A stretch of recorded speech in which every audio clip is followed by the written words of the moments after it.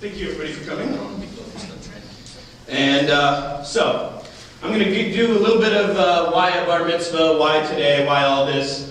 But then, on any other Saturday, we'd just be jumping right into Exodus. So that's what I want to do. I want to get to the nitty gritty. We're going to get cozy with Exodus today. So, as many of you know, today's not my first rodeo. Right? Me and all my sister and all my brothers at the age of 13 had a bar mitzvah. Didn't involve any Hebrew readings or anything like that, or involve any really Jewish customs other than the rite of passage. 13 years old, and my dad took me out to lunch, took me, away from my schoolwork, and was taking me out of school, and to go to lunch with Dad and study the Bible for a few weeks, and it was more than a few weeks, it was 6 months leading up to the bar mitzvah. My dad and I got many breakfasts in together reading the Bible. And there's no real direct scriptural basis for a bar mitzvah, but if it's good enough for Doug Brown, it's good enough for me. There is... See, Jennifer gets the advantage of saying that she's doing hers exactly 10 years after she did her first one, and I'm thinking, all right, how long ago was mine? Mine was half of my lifetime, almost, ago. It was 12 years ago. So 10 years ago, though, was my first time in a Messianic congregation when I went to Patrick Malone's bar mitzvah. And so I don't know if anybody here was there, but you guys were there? Okay. Well, then we passed by each other that day or something. I didn't know. You didn't know I was there? Yeah. So that was when Rabbi Malone got hit right in the nose with a starburst and cracked his nose open. And Johnny Bob today, I think, tried to go for the same record. Swing some candy right at my face.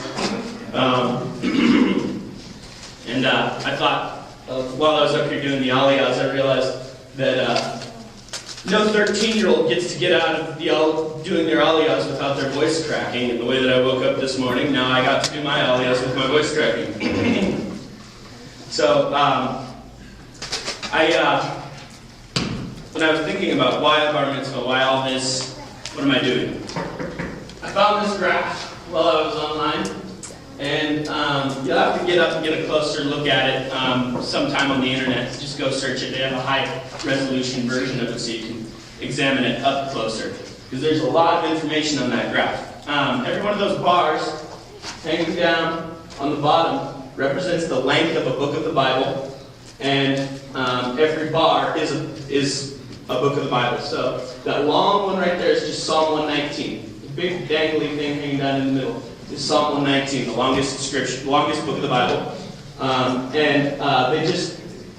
What this graph represents now is every time the Bible refers to itself, every cross-reference in the Bible, they drew a line from what Scripture it's speaking of and what Scripture it's speaking about, and connected them. And they took all the ones that were close together and made them purple, and took the ones that were further apart and made them red, and it naturally created that rainbow effect that it has. And it looks much cooler on your screen than it does up here today. It's really a cool graph.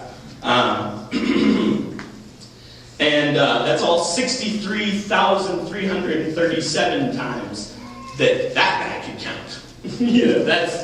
I think every word of the book of the Bible is prophetic. Every word. There's a prophecy, there's a deeper meaning, there's a remez. And speaking of a remez, translate every word that we use today in Hebrew.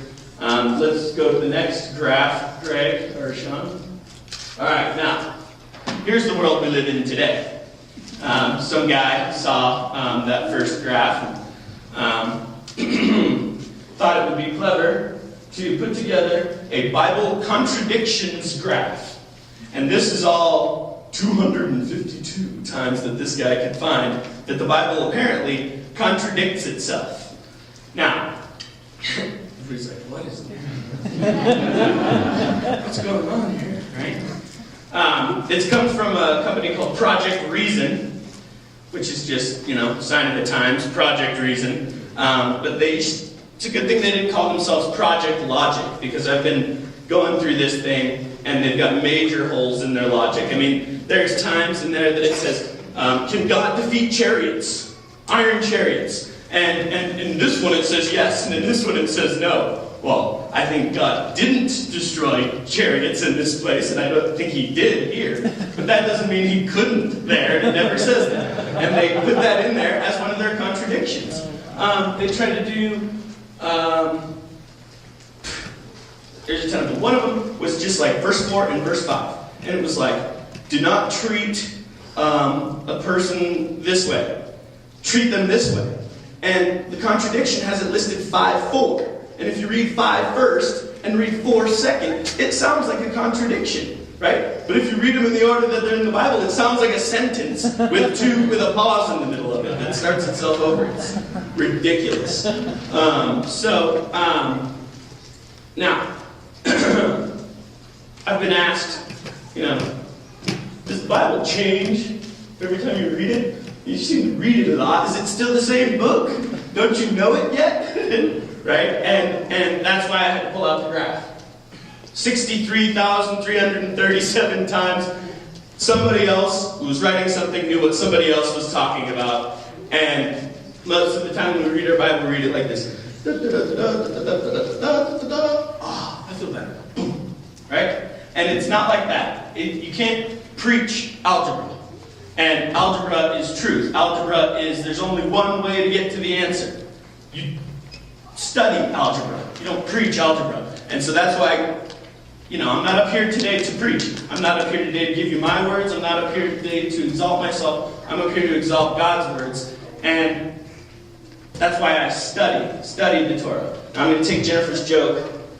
She gets, in her bar mitzvah speech, to give some information on my dad and his, his perspective on what a church service should be. Some notes that she found of my dad's. My dad passed away when I was 15. A month after Jennifer's bat mitzvah. A month and a half after Jennifer's bat mitzvah in 2002. And, sorry, I was just giving that background. So my dad, we did all this stuff together. Jennifer found some notes of my dad's on what he thinks a church service should be, and there's some really good stuff there, so you guys are going to have to come back to that one.